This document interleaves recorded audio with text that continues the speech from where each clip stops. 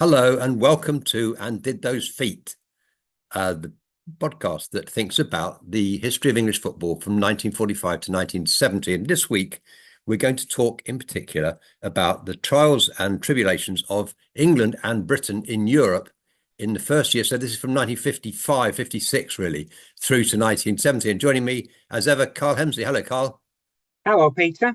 So, do you think that the English and British teams in Europe in the 1950s and 60s underachieved, or did they really do as well as we could have expected, given the fact that this was really such a new venture and they really weren't ready for it?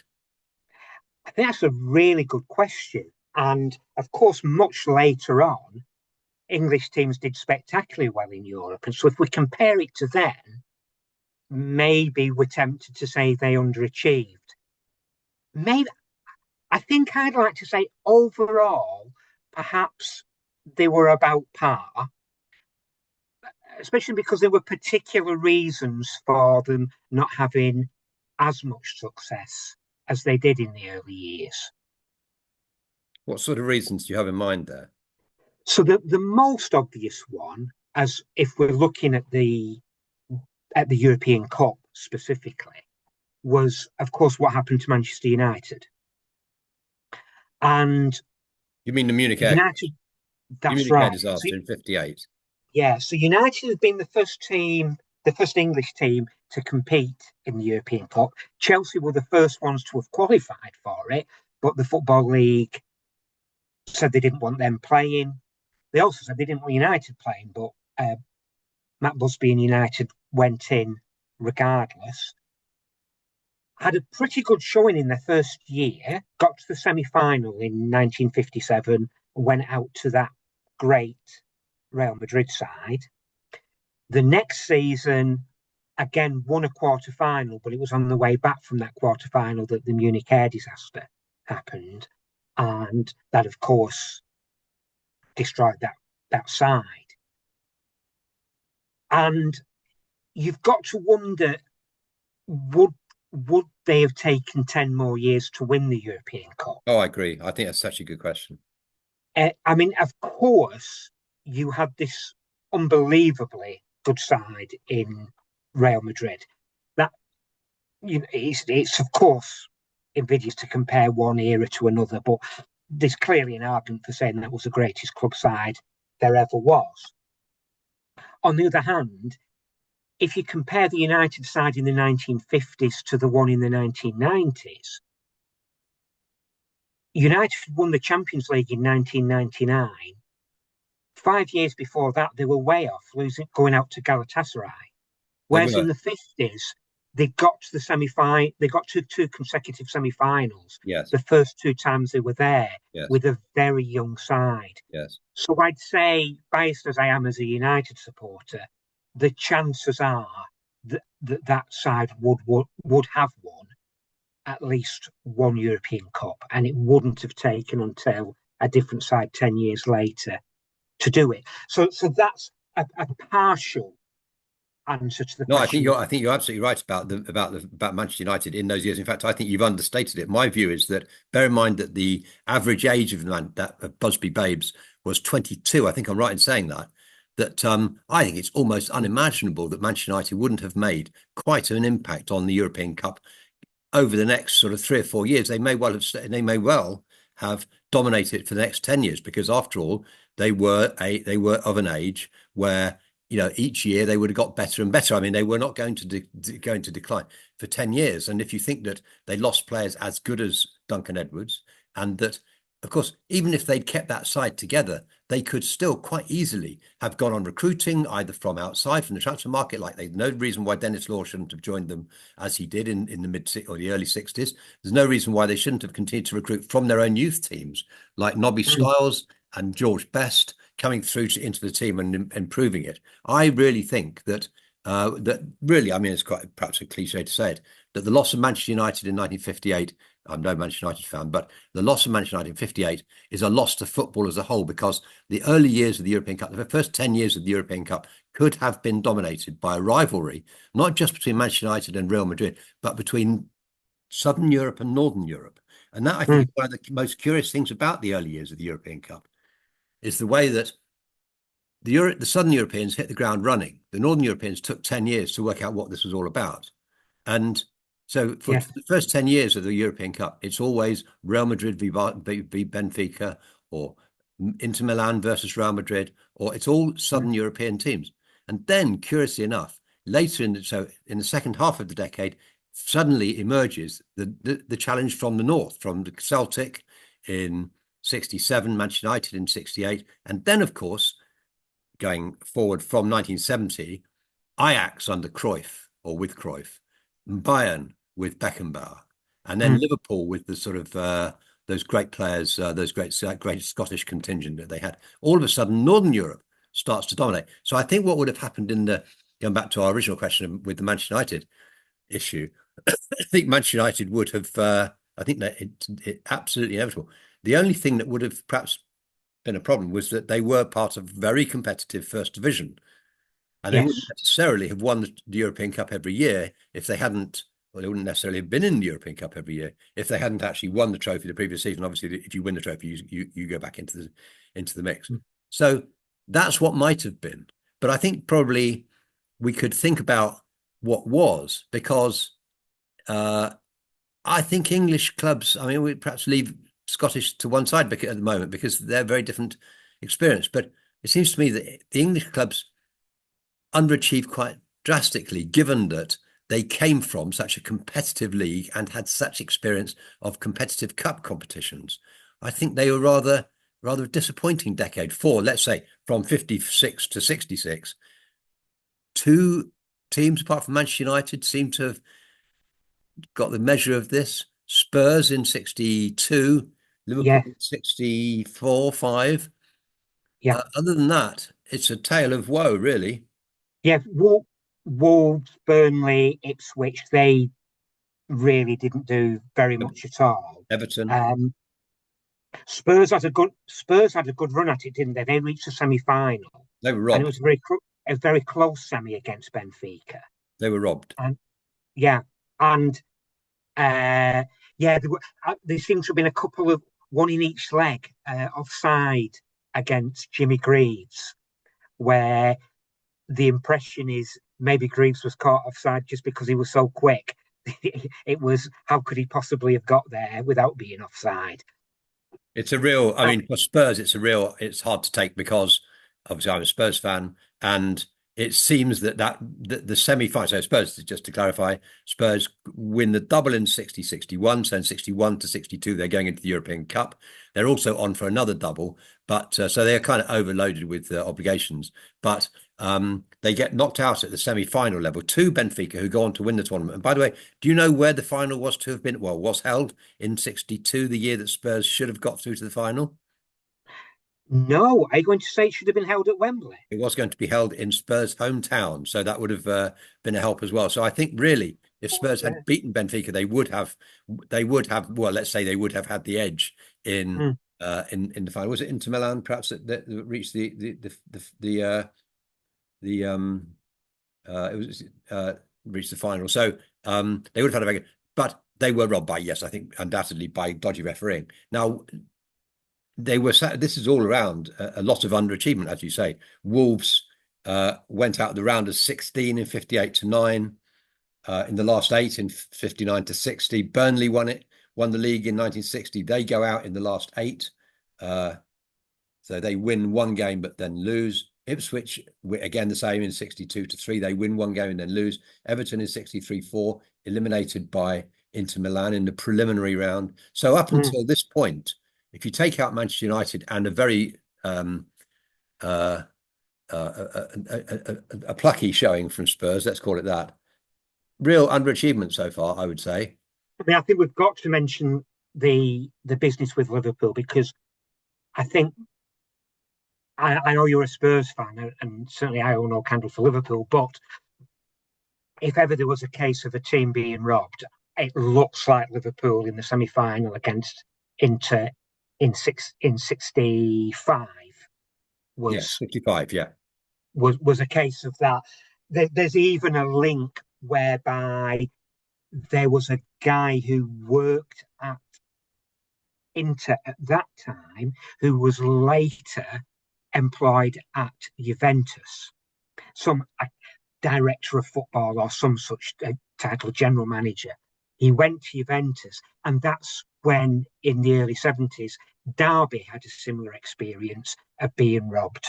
Well, I remember the Derby match. Yeah, it Yeah, was Juventus, and and and and I it's see. I was a hard for me teenager. to, I but the see same through guy. it. Yeah, and I think the Liverpool one was as blatant, if not more blatant, even than the Derby one. An indirect referee indicated an indirect free kick I'm from not which sure. it had scored directly. Yeah, I'm not sure that that was an indirect free kick. It seems to me, I'm not quite sure why it's given, but it seems to me that it's likely to be being given for a foul. And for a foul, I think that it must be a direct free Oh, kick. So I've got my doubts about that one. The one that I think is we got to bear in mind. So when Liverpool, so that they're in the semi-final, the home leg comes first. They win 3-1, but it could have been 4-1. Now that's quite a decisive difference, I think. Winning at yeah. home with 2 goals and winning at home by 3 goals, that's a bit of a difference in Europe. And it could have been 4-1. But a goal was declared disallowed. It was quite clear that Chris Lawler, the fullback who scored the goal, who struck from about 15 yards, he's not offside. That's quite clear. It seems the ball goes relatively close. Now, the only thing I would say about this is that in going back to 50 years, as we are now, uh, Mm. that offside, in fact, at 60 years, I just do a calculation in my head. Is that right? Is it 60 years? I It think it is. is, yeah, yeah. Yeah, Offside in those days was drawn much more generously to the defending team than it is now. And I mean, as Shankly said, if you're not interfering with play, then you damn well should be. The expectation yeah, was that most people were interfering with play. And I yeah. think that in fairness, Lawler's shot does go pretty close to a stationary Liverpool striker who may or may not be offside. Nevertheless, the fact is, there are 3 contentious goals, or rather, 1 disallowed Mm. goal and 2 contentious goals in that. And Mm. there's a pattern here, isn't there? And that is Yeah, evidently that when you come up against, can I say this, Italian teams, um, then there are questionable refereeing decisions, and that's something which evident. I mean, that was really brought out. The light was shot on that in the 1970s, and it was proved then not only Derby's experience, which I think you mentioned, but also Leeds against Bayern in the that was a 1975 very European Cup blatant final, one. which looks as well as if it was bent. So Europe I got the problem for the English was that could not understand why anyone would want to bend a football match, because the whole point of football was that it was recreational, it was a Mm. sport, it was for enjoyment and so forth. So this was something that really came as a bit of a shock. Nevertheless, towards the end of the decade, so I think up until this point, we can say that with 2 or 3 gallant exceptions, English clubs have underachieved. They really have failed to make their mark. And in many ways, it would be pretty surprising if you said in 1956 that in the next Yes, 10 years, you won't have one single finalist, even in the European Cup. yeah, People would have yeah, said, that's no, true. I don't believe that. And uh, maybe, I mean, I was speculating on why did the league, I've been thinking about why did the league not want English clubs to go into Europe? And I wonder if part of the reason was that they didn't want, I mean, obviously, they didn't want to lose control of the clubs. But also, I think they may have felt that the clubs would be exposed, and I think in some ways they were. Now, anyway, we now get to the second half of the decade, and things change pretty abruptly, don't they? We've suddenly Mm. got Manchester United, we got Celtic who reach the final and win it. Then we've got Manchester United who got semi-finals coming out of their ears. They get to the final and win it. Celtic then get to the final in 1970, and they're beaten by final. But again, now we're talking about Northern European teams beginning to dominate the tournament, and all of a sudden things look a bit different. It's interesting, isn't it, that Manchester United beat Benfica, that Celtic beat Inter Milan. There's this North Europe against South Mm. Europe. It's quite clear that things are changing here now, and that English clubs are, and let's face it, Scottish clubs, in fact, if anything, emphatically Scottish clubs, because their achievements in the European Cup in the early years of the 1950s and 60s are pretty remarkable. So, should we talk briefly about some of the Scottish clubs and their achievements in Yeah. Europe? Well, one of the things that surprised me when I was reading about the famous Celtic side Yes, is that when they won it in '67, that was actually the first time that they'd it, competed in the European Cup. it They've was. been in the Cup Winners' Cup and They the had, Bears, and they've done well. yes. But to It, think that Celtic had gone all that time without being in the European Cup, i.e., without winning the Scottish League. Well, of course, they were on Just their shows, uppers, weren't they? They were on their yeah, uppers because when Jock but it Stein also came shows down. how much strength in depth there was. And amazing when you see that, for example, Dundee reached a European Cup semi-final. Extraordinary, extraordinary. Some of the Scottish results, if you like, or outcomes are extraordinary. Hibs reached the semi-final. Hibernians reached the semi-final in Mm, 1956. Rangers reached semi-final in 1960. These are Dundee reached semi-final in 1963.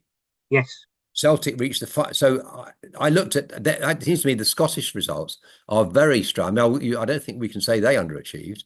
On the contrary, I would say so. But what is strange about the Scottish results, I think, is how varied they are, how disparate they are. So, for example, let me just give you this little statistic. In the years between 56 and 70, Scottish teams go out at the preliminary round 3 times, at the first round 3 times, at the last 8 3 times, at the semi-final 3 times, at the final once, and the winners once. And so it's a very mixed Mm, picture, isn't it? Now, but I would say in many ways, I mean, Scotland's quite a small country, and I would say that's quite a decent record, if a very varied one, a strangely varied one. But as a lot of, I mean, that's a remarkable achievement in many ways for the Scots. 3 semi-finals, a final, and a winners in what's that, 14 years? So five yeah. times in a semi-final. That's pretty impressive. And it's not just the European Cup, of course, that Scotland are doing this. They're doing the same thing in the Cup Winners' Cup. Perhaps we'll have a chance to come on to that in a moment. But Mm, did you? Yeah. So I mean, I think that Scots can, and you're absolutely right about the Celtic. That is an astonishing fact. Is that their first appearance in the European Cup, and they go and win the blimmin' thing. mm. That was it. So that really was the start of a very great Celtic side. That famously, of course, the entire side came from a very small area. All came from Glasgow or the surrounding areas and played a wonderful attacking style of football. And a massive contrast with the Inter Milan side, who they beat in the final, who were the archetypal defensive Italian side. And it was a massive achievement for Celtic to beat them.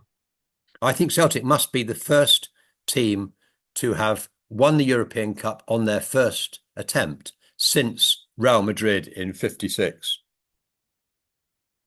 In other words, in Oh, 56, Real yes. Madrid, it was their first attempt because it had Yes, to of have been course. next It tournament, it had wasn't to. held Yeah, before then. yeah, yeah. But of course, the difference between those two triumphs is that when Real Madrid won it, nobody else had much experience. The European Cup didn't really know what to expect. Yeah. in When Celtic won it, there was plenty of cynicism, there was plenty of knowledge, there was plenty of Yes. wisdom about what to expect and how this thing was going to work, which was not on their side. But I think in many ways that's one of the beauties of their achievement is that it was a kind of innocent, a kind of joyful, innocent uh, Mm, attempt because or project because they really didn't know. Now, as you say, they were actually successful in the Cup Winners' Cup, and they'd had a good run in that. And actually, the Scots again have a really good record in the Cup Winners' Cup. For example, I noticed that in the 10 years between 61 and 70, Scots are in the semi-finals 5 times, yeah. more probably than England. I bet. I don't know if that's true, but I wouldn't be surprised. I So we think got it. I think Rangers in it the is. final Yes. in 1961, Rangers in the last, sorry, Celtic in the semi-final twice, 64, 66, Rangers in the final 67, and a semi-final for Dunfermline in 69. I mean, that is really quite remarkable. Mm. Yeah. Yeah, absolutely. There's we can argue about whether England underachieved, but as you say, Scotland certainly didn't. The size of the country, that's very, very fine achievement to win one competition in that time, but to so often get to quarterfinals and semi-finals is some going for Scotland. It's interesting that in 67, Rangers reached the final of the Cup Winners' Cup when Celtic won the European Cup. I mean, in 67, it's fair to say the centre of planet football was Glasgow because there's no Yes. other way of really establishing what were the best teams in Mm, Europe other than it mm, through the formal trophies. And yes.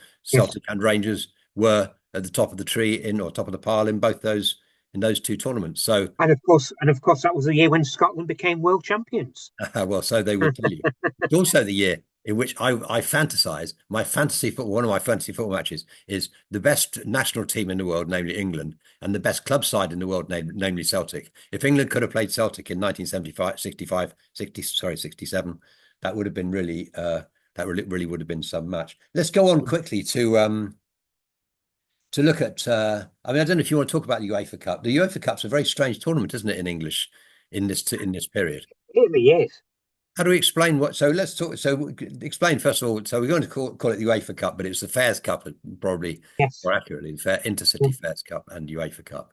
Yeah. How do you So when it explain? So we've got started, a record there where yeah, England makes no progress or impact on this tournament for the first 10 years, and then suddenly wins it four times on the spin. it's very strange, isn't it? Because I mean, when it first started, it really was a strange competition. I think the first competition ran from something like 1955 to 1958, and the side that represented England was a London 11. It wasn't a club side. It was a mixture of players, and they got to the final. But when it sort of, I think, became a more normal club competition in the early 60s. Um, and then you're right, it was then a little while, and then at the end of the 60s, English sides were smashing it. It's very odd because, again, this goes back to my theory that in the early parts of all these tournaments, it was Southern European sides that were dominant, and the more the time went by, all of a sudden it was the Northern European side, in particular, actually the English side. So if you look at 68, England effectively, Manchester United and Leeds United win the European Cup and UEFA Cup. 69, Newcastle win the UEFA Cup. 70, Manchester United, Manchester City win the Cup Winners' Cup and Arsenal win the UEFA Cup. Mm. 71, Chelsea win the Cup Winners' Cup and Leeds. I mean, they're beginning to, and I wonder what explains that all of a sudden that kind of abrupt dominance that English sides began to exert over, well, in particular over the UEFA Cup, but perhaps in general over these trophies in the round. Well, I think sometimes you see it with individual teams that they get wiser to playing in those competitions, and maybe it's as simple as that. Maybe the English clubs, or British clubs, we should say, just got wiser, and perhaps Celtic in 67, United in 68 give confidence to the other clubs that they could win it, and that extra confidence plus simply getting wise to the competition maybe explains it. I don't know what the statistics say, but I always felt with the Cup Winners' Cup, that's a kind of that's our tournament to where we always seem to win the Cup Winners' Cup. And I put that down to the fact that because we had the most prestigious and challenging cup competition, therefore the Cup Winners' Cup was in a way was right up our street. But I Mm. don't know how to explain the UEFA Cup triumphs because we seem to win that every year, except to say that I think that the UEFA Cup was really a test of the strength in depth of your league. And I think that probably the strength and depth of the English league, which is after all in the 60s, is at its height because we got 10 different winners of the title in Yeah, 10 years or whatever it is. Every year seems to bring up a new, and there's no predicting. The strength is very evenly spread around. And I wonder if the fact that the English First Division in particular was so strong and anyone could beat anyone was actually a hindrance for English clubs to do well in Europe at first. But then when the teams began to, or the clubs began to get the hang of what was expected of them in Europe, it began to be a strength. And actually, one of the reasons why we suddenly start to win UEFA Cup year after year is because these teams are schooled in a really strong, really competitive, really tough league.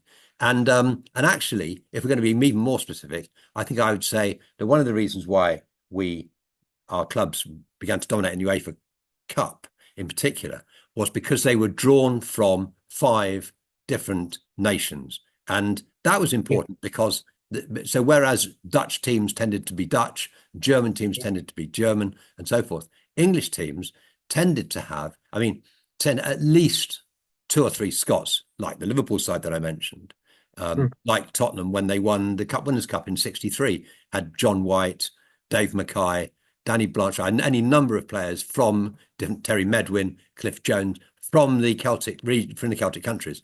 And Yes. so Scots and Welsh, Northern Irish. And of course, it's an axiom to say that Manchester United would not have been the team they were in '68 without players like George Best and so forth, Tony Dunn and other Mm. players from Wales, Scotland, Ireland. So I think it was the UEFA Cup really fell into our hands pretty often because we were not picking from one country.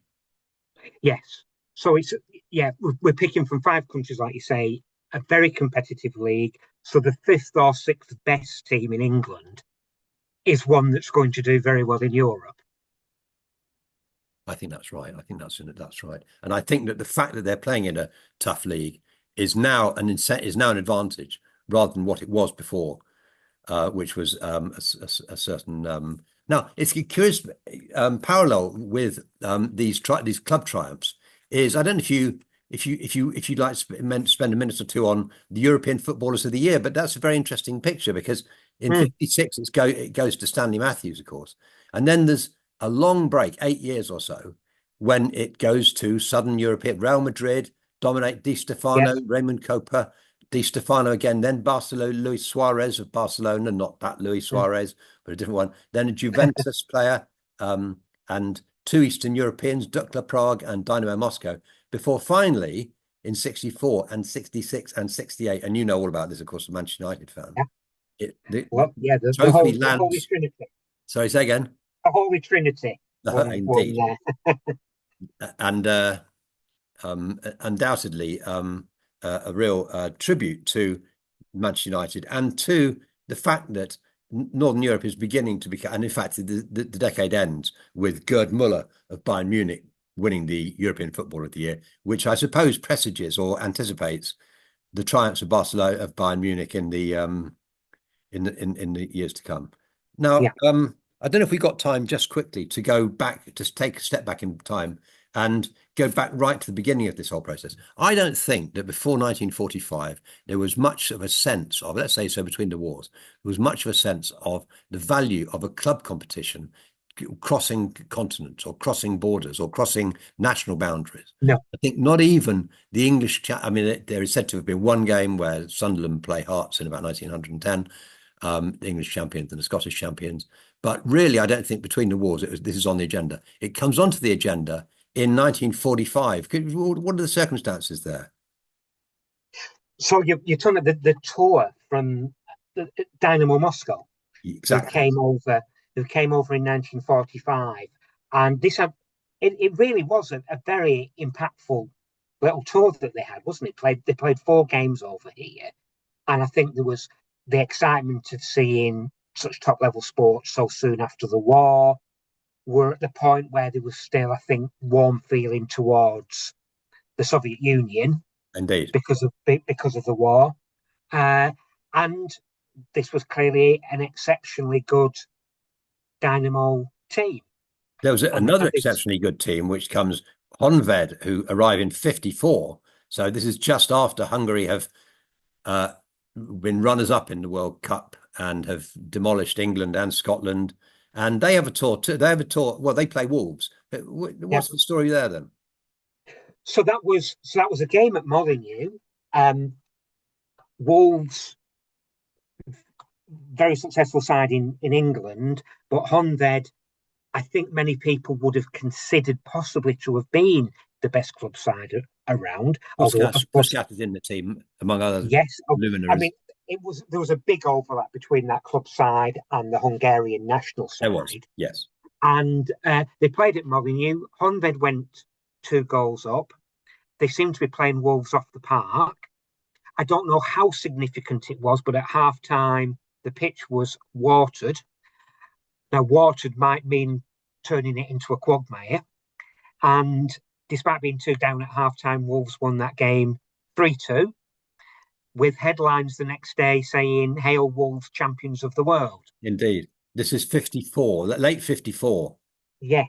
And this is when there really was specific talk about having a European competition, because there were people who were saying, well, no, we can't say that. There's Real Madrid, there's AC Milan. We need to have a competition to answer that question. And indeed, that is exactly what then emerges, is the European Cup emerges. And it's a kind of, I think it says everything about English attitudes to Europe in general, not just in football, but to Europe in general, that having been instrumental and central to the setting, to the inspiration for this tournament via Wolves, because that match is the trigger for the proposal to set up a European Cup. Having been instrumental and central to the whole process of getting it set up, that Chelsea then refused to take part in the first competition, in the first edition of the cup. Well, our half an hour is up, and it's been a really interesting chatter review to review those years. And well, we shall be back next time with another stimulating topic. So goodbye now from Karl, Goodbye. and from me, goodbye.